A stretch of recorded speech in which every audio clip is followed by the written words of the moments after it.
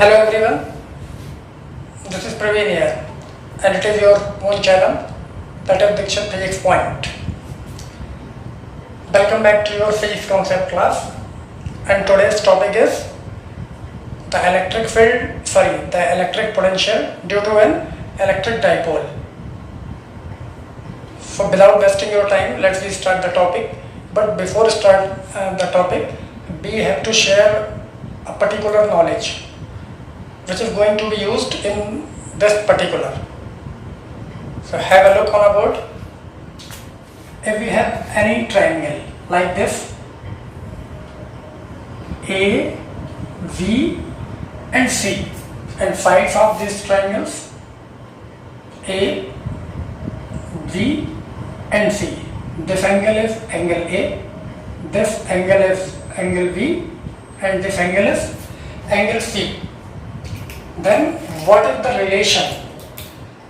What is the relation between the sides and the angles? So let me note down three formulas related to the angle and side one by one. So the first formula is, if we want to calculate the cosine of the angle A, okay, then its formula is b square plus c square minus a square upon 2vc.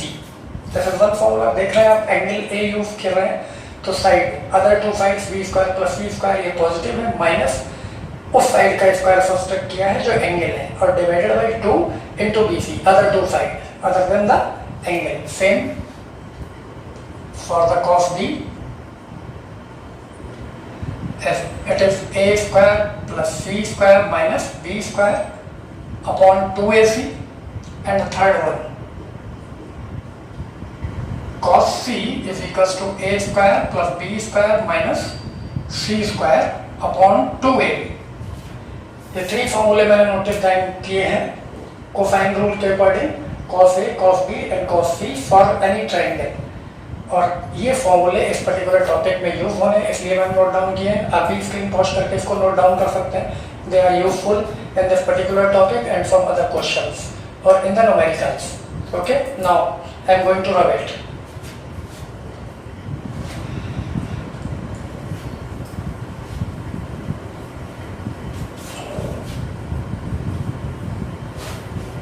अब हम अपने topic पे आते हैं. तो आज का topic क्या है हमारा? Electric potential due to an electric dipole. तो topic is electric potential of an electric dipole. कहाँ पे? जैसे हमने इलेक्ट्रिक फील्ड कैलकुलेट किया था डाइपोल के लिए थ्री सिचुएशंस में, on the axial line, on the equatorial line and at any point. तो हम स्टार्ट करते हैं एट एनी पॉइंट से, जो पॉइंट ना तो डाइपोल की एक्सिस पे होगा और ना इक्वेटोरियल लाइन पे होगा, मतलब कहीं भी हो सकता है डाइपोल की सराउंडिंग में. जैसे have a look on a diagram. This is the diagram in which A B is a dipole made by two charges minus q and plus q separated by a distance 2a, and P is a point where the potential is required to find out. Distant r1 from the negative charge of dipole and r2 from the positive charge of dipole, and r is the distance of observation point from the center of dipole O. तो क्या है topic? Electric potential of an electric dipole. The situation is at any point P. This is the situation. Okay. So in theory we can write here, let P be a point distant r from the center of an electric dipole AB made by two charges minus q and plus q separated by a distance 2a. The distance of observation point P from the negative charge is r1 and from the positive charge of the dipole is r2, and P is the observation point where the potential is required. तो सीधी सी बात है, एक dipole हमने assume किया है AB, उसमें दो charge हैं जैसा कि डेफिनेशन में होता है, एक माइनस क्यू एक प्लस क्यू, और दोनों आपस में 2a डिस्टेंस पे है.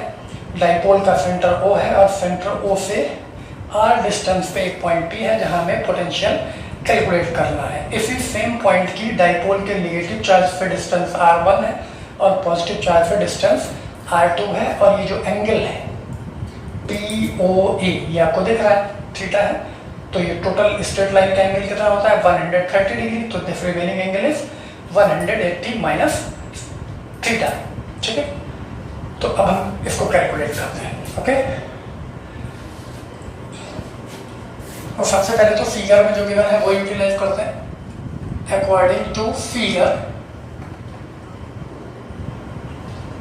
AP equals to R1, BP equals to R2, OP equals to R, angle POA is 180 minus theta,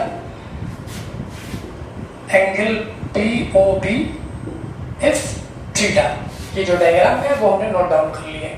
अब P पॉइंट पे पोटेंशियल कॉन्सेप्ट क्या है, electric potential is a scalar quantity, तो डाइपोल का किसी पॉइंट पे पोटेंशियल कैसे फाइंड करेंगे, पहले माइनस क्यू चार्ज की वजह से फाइंड कर लें और प्लस क्यू चार्ज की वजह से फाइंड कर लें, दोनों की वजह से पोटेंशियल निकाल लें और स्केलर क्वांटिटी है तो डायरेक्टली ऐड हो जाएगी। तो algebraic sum of the potential due to the negative charge at the point P and due to the positive charge at the point P will be the resultant potential at the point P। P point पे potential निकालने के लिए हमें क्या करना है, minus Q charge से उस पॉइंट पे जितना हो वो कैलकुलेट कर लें और प्लस क्यू से जितना हो वो कैलकुलेट कर लें और दोनों को ऐड कर लें, जो फाइनल है वो आ जाएगा। तो पहले हमें सपोज करना पड़ेगा, let V1 and V2 are the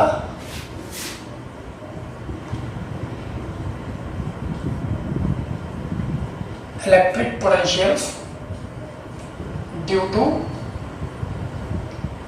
charge minus q and plus q। then V1 must be equals to, formula क्या होता है पॉइंट चार्ज से r डिस्टेंस पे पोटेंशियल का 1/4 पाई epsilon not q upon r। तो V1 1/4 pi epsilon naught, the charge is minus q and distance is r1, and similarly V2 potential due to the positive charge 1/4 pi epsilon naught q upon r2, the resultant or the net potential at the point P is V equals to B1 plus B2। दोनों को add करते हैं, देखते हैं दोनों में 1/4 पाई epsilon not है, B1 में भी B2 में, QV है दोनों में, R1 R2 अलग अलग है और एक नेगेटिव है एक पॉजिटिव है, तो क्या आएगा ये Q/4 pi epsilon naught is common in bracket, this is 1/R2 this is positive and 1/R1 this is negative. It can be considered as the equation first. ये फर्स्ट हो गई। अब हमें ऑलरेडी पता है कि हमें जो रिजल्टेंट पोटेंशियल चाहिए होता है वो डाइपोल की सेंटर से जो डिस्टेंस होती है ऑब्जर्वेशन पॉइंट की उसके टर्म में चाहिए होता है, अलग अलग चार्ज के टर्म में तो चाहिए नहीं। और यहाँ ये पोटेंशियल किसके टर्म में आया है, in terms of the distance of point from the negative charge and from the positive charge. हमको इनको कन्वर्ट करके किस में लाना होगा, R1 R2 दोनों को रिमूव करके ओनली R के टर्म्स में लाना पड़ेगा, जो कि सेंटर से ऑब्जर्वेशन पॉइंट की डिस्टेंस है। तो हम इसको कन्वर्ट करने के लिए क्या यूज करेंगे, इसीलिए मैंने आपको कोसाइन रूल बताया है जो ये रिलेशन देगा हमें। देखते हैं कैसे।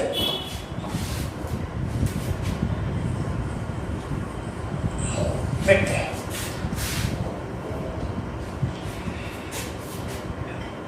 इन ट्राइंगल POA, ठीक है, POA इस पर्टिकुलर में POA एंगल कितना है 180 माइनस थीटा, तो कोसाइन रूल लगाए, ठीक है, cos 180 minus theta equals to क्या बताया था मैंने आपको, ये एंगल है तो इसके सामने वाली साइड का स्क्वायर माइनस में आएगा, मीन्स R1। तो कैसे फॉर्मूला अप्लाई करेंगे, this distance is A and this distance is also a half of the length of dipole, तो it may be A square plus R square minus R1 square upon 2AR, okay। cos 180 minus theta is equals to minus cos theta, तो हम इसको ऐसे लिख सकते हैं -2AR cos theta equals to A square plus R square minus R one square, और R1 और R में हमें रिलेशन कैलकुलेट करना है, तो R1 को इधर लाते हैं, बाकी को उधर शिफ्ट करते हैं। देखिए क्या होगा, R1 square equals to A square plus R square plus 2AR cos theta. Okay, now चाहिए होगी हमें यहाँ इनवर्स रेसिप्रोकल की वैल्यू 1/R1 की। तो सबसे पहले क्या करते हैं, इसको उधर ले जाते हैं और इसको उधर ले जाते हैं, या इससे पहले भी हम एक टर्म यूटिलाइज कर सकते हैं। कैसे, R1 स्क्वायर, यहाँ से क्या करें, आर स्क्वायर कॉमन ले लेते हैं, A square upon R square plus R by R is 1 plus 2A upon R cos theta. अब हम इनवर्स रिलेशन चाहिए, तो इसको उधर ले जाएं 1/R1 स्क्वायर और इसको इधर ले आए, तो ये कैसे हो जाएगा, ऐसे। और यहाँ एक चीज और है, because A square upon R square is very small,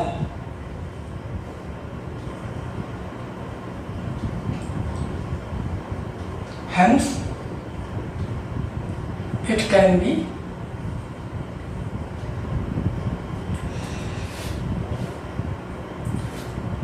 neglected. इसको क्या करते हैं, नेग्लेक्ट कर देते हैं। कौन सा टर्म को, इस टर्म को। हमें पता है डाइपोल ही बहुत छोटा होता है और डाइपोल की सेपरेशन होता है 2a, वो इतनी कम होती है, और उस सेपरेशन का भी हाफ होता है a, और उसको भी हम लार्ज डिस्टेंस से r से डिवाइड कर देते हैं, तो यह फ्रिक्शनल वैल्यू आएगी। आपको पता है r is greater than a, तो स्मॉलर वैल्यू को लार्जर से डिवाइड कर रहे हैं तो वो और छोटी हो जाएगी, और फिर जब उसकी हायर पावर करेंगे मीन्स स्क्वायर या क्यूब या फोर्थ पावर, तो वो और छोटी हो जाएगी, तो ये टर्म नेग्लेक्टेबल हो गया। ठीक है, तो हम इसको कैसे लिख सकते हैं, इसको नेग्लेक्ट करें तो टर्म होगा R1 square equals to R square 1 plus 2A upon R cos theta. ठीक है, अब हम इनवर्स रिलेशन में ले आए, इसको देखते हैं।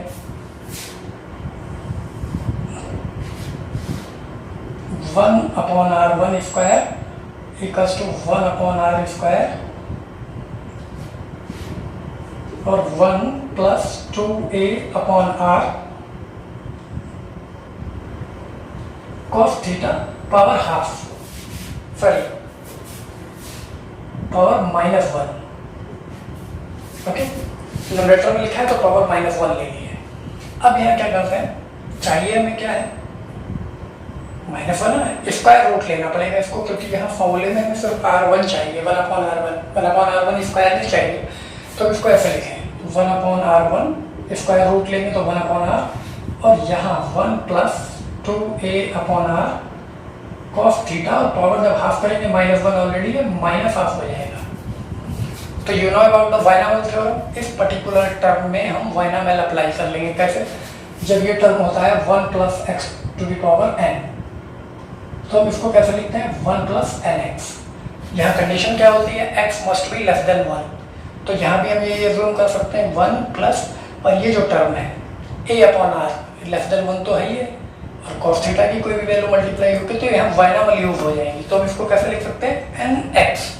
तो n यहाँ क्या है, -हाफ, मल्टीप्लाई करते हैं 1/R1 is equals to 1/R 1 minus plus minus minus, और ये 1/2 2 से मल्टीप्लाई होगा, 2 cancel, it is A upon R cos theta, ये टर्म हो जाएगा। यहाँ पे चाहे तो आप नोटिस कर सकते हैं फ्रॉम बाइनोमियल थ्योरम, अदरवाइज कोई न्यूड नहीं है, अगर आपको आती है ऑलरेडी तो ये 1/R1 की वैल्यू आ गई। इसको हम क्या यूज कर सकते हैं, द इक्वेशन सेकेंड। सेम इसी प्रोसेस थे, हम दूसरा ट्राइंगल POB में cos थीटा का फॉर्मूला अप्लाई करेंगे, जो क्या होगा, A square plus R square minus R2 square, और 1/R2 की वैल्यू फाइंड कर लेंगे। डिफरेंस कितना आएगा, सिर्फ साइन का, क्योंकि यहाँ cos 180 माइनस थीटा यूज हुआ है, जो माइनस cos थीटा होता है, और यहाँ डायरेक्टली cos थीटा यूज हो जाएगा, तो माइनस होने के चांसेस ही नहीं होंगे। तो यहाँ पे हम क्या यूज करेंगे, similarly 1/R2 must be equals to 1/R1 plus, sign का फर्क आएगा, बाकी पूरी कैलकुलेशन ऐसे ही होगी 1/R2 के लिए। क्या होगा ये 1 upon r cos theta, this can be consider as equation third. ये थर्ड इक्वेशन हो गई। ओके, तो करना क्या है, कॉन्सेप्ट हो गया। पहले हमने ये फॉर्मूला फाइंड कर लिया तो बहुत इजी वे में आ गया। अगर अलग अलग चार्ज से आपको वैल्यू मालूम है तो सीधे सीधे कैलकुलेट हो जाएगा, लेकिन नॉर्मली होता नहीं। क्वेश्चंस में डाइपोल के सेंटर से डिस्टेंस गिवन होती है, तो आपको जो भी पोटेंशियल या इलेक्ट्रिक फील्ड डाइपोल का चाहिए होता है उसमें ऑब्जर्वेशन पॉइंट की डिस्टेंस कहाँ से गिवन होती है, सेंटर से। ठीक है, तो हमें आर के टर्म में लाना था, इसलिए हमें ये कैलकुलेट करना पड़ा। वैसे तो यही फॉर्मूला हो गया 1/r2 - 1/r1। अब हमें क्या करना है, 1/r2 की वैल्यू हमें पता है आर के टर्म में, 1/r1 की वैल्यू हमें पता है। इन दोनों वैल्यूज को हम इस इक्वेशन में वापस पुट कर देंगे, जो भी रिजल्ट होगा वो आ जाएगा। तो क्या करना होगा आपको, putting the values of 1/r1 and 1/r2 from the equation second and third in the equation first। Okay, जो भी रिजल्ट है वो आ जाएगा। तो अब आपको क्या करना है, इतना पार्ट स्क्रीन को पश करके नोट डाउन कर लेना है आपको। सर उसके आगे का पार्ट हम करते हैं। ठीक है, तो इसको स्क्रीन पॉज करके आप नोट डाउन करिए, इसको फिर आगे करते हैं।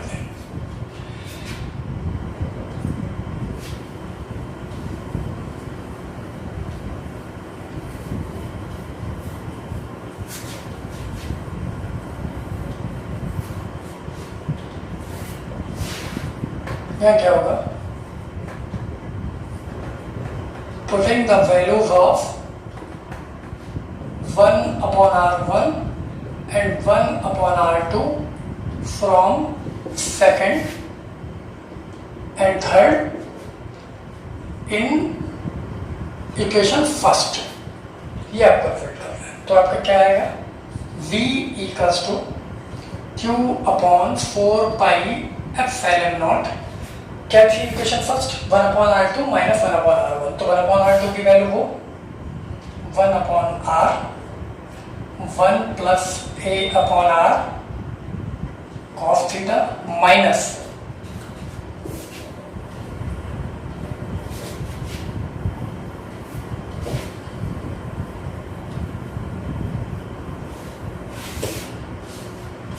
1/r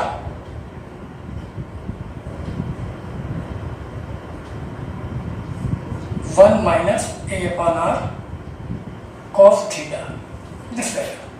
वो दोनों वैल्यूज पुट कर दी है। यहाँ रिजल्ट देखिए, q/4πε0, ये 1/r दोनों से कॉमन मिल रहा है तो बाहर ले लेते हैं।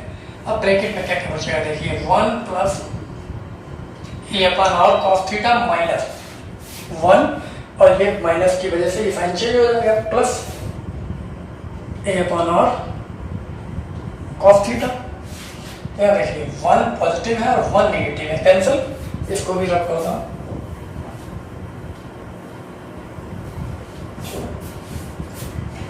तो दिस इज q/4πε0r इंटू, क्या देखिए a/r cos theta, a/r cos theta 2 times है, तो it is 2a/r cos theta. तो r ये है, मल्टीप्लाई होकर स्क्वायर हो जाएगा। तो फाइनली आप क्या लिखेंगे इसको, v equals to 1/4πε0 q into 2a/r² cos theta. Okay, q यहाँ ऑलरेडी है, 2a ये है, r इंटू r² है cos थीटा। और ये आपको पता है क्या होता है, q इंटू 2a। Dipole moment p equals to the product of either charge into the separation between both the charges of dipole. क्या हम क्या यहाँ लिखेंगे, because p equals to q into 2 है, that is b equals to 1/4πε0 p/r² cos theta। This is the formula of electric potential due to an electric dipole at any point near the dipole which is not on the equatorial line and not on the axial line।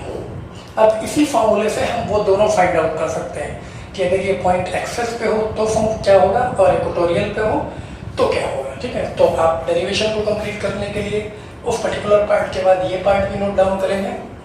इसके बाद में 2 conditions होंगी, तो इसको भी आपको note down करना है स्क्रीन पॉज करके, फिर हम कंडीशंस पे आते हैं। ओके, रब कर रहा हूँ।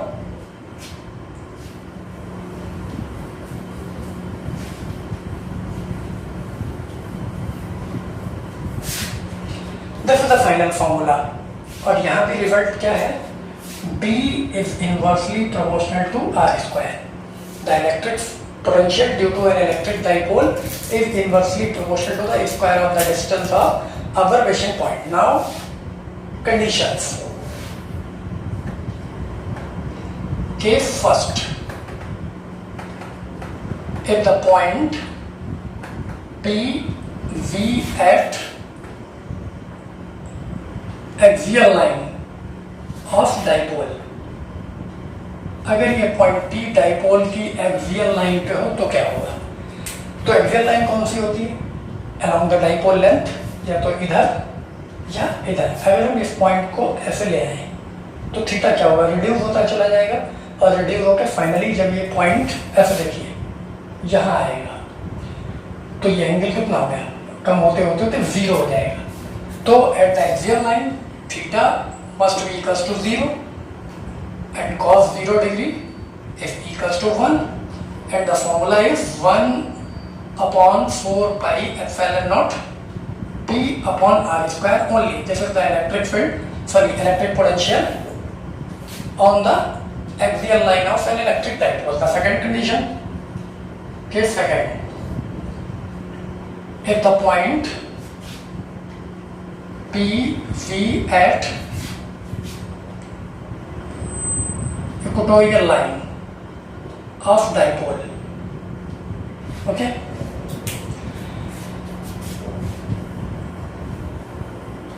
अब अगर इक्वेटोरियल लाइन पे होगा तो क्या होगा, अगर इसी इक्वेटोरियल लाइन के लिए नॉर्मल बाइसेक्टर पे आना पड़ेगा पॉइंट को, तो ये लाइन बिल्कुल स्ट्रेट हो जाएगी नॉर्मल बाइसेक्टर, और नॉर्मल बाइसेक्टर, नॉर्मल का मतलब ही 90 डिग्री है, तो थीटा बिकम 90 डिग्री। तो at the equatorial line the angle is 90 degree and cos 90 degree is 0.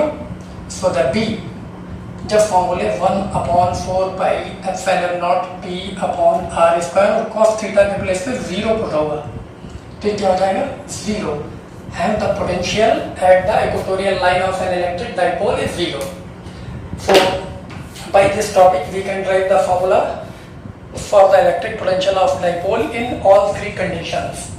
कौन सी three condition, when the point is anywhere near the dipole, point कहीं पे भी हो डाइपोल के आसपास, डाइपोल के इलेक्ट्रिक फील्ड में, तो हम कैलकुलेट कर सकते हैं, जिसका फॉर्मूला सॉल्व होके आया है B equals to 1 upon 4 pi epsilon naught P upon R square cos theta. Means उस पॉइंट की सेंटर के साथ रेडियल लाइन जो एंगल बनाएगी वो थीटा होगा, वो हमें पता होना चाहिए। और दूसरी सिचुएशन क्या है, when the point is on the axial line of dipole, then the formula is 1 upon 4 pi epsilon naught P upon R square only, because the theta becomes 0 at the axial line. And the third situation, when the point is situated on the equatorial line of the dipole, so at the equatorial line the value of theta is 90 degree, or that's why when we put the value of 90 theta equals to 90 degree in the formula, B equals to 1 upon 4 pi epsilon naught P upon R square cos 90. Cos 90 is 0, the whole value is 0. So the potential at the equatorial line of the dipole is 0 anywhere. So this is the single derivation, but it can solve the three situations of electric potential due to an electric dipole. So that's all for today. Now we will meet in our next class. Till then, goodbye.